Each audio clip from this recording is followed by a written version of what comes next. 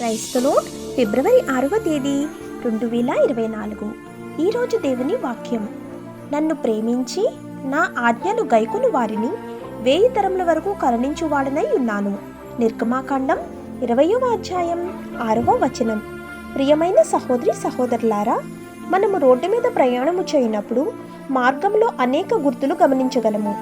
వాటిలో కొన్ని దారిని చూపించేవి అయితే మరికొన్ని ప్రమాదంను గురించి హెచ్చరించేవి. అవి ఏవి మనం పట్టించుకోకుండా మనం ఇష్టం వచ్చినట్లు వెళ్దాము అని భావించిన ఎడల మన ప్రయాణము విషాదముగా ముగియును. దేవుని మార్గంలో ప్రయాణము చేయవారు ఆయన వాక్యంచే మనకు ఇవ్వబడిన హెచ్చరికలను గుర్తులను తప్పక తెలుసుకొనవలెను. లేనిచో అపవాది ఉచ్చులో సులభంగా బంధించబడదము. కానీ ఆయన ఆజ్ఞలను కట్టడలను ప్రేమించి వాటిని అనుసరించినచో క్షేమము కలిగిన జీవితమును పొందుకునేదము. ఆయన కృపను మరియు కరుణను జీవితమంతయు చూచెదము. దేవుడు అట్టి స్థితిని మనకు కలుగచేయునుగాక. ఆమేన్. God bless you.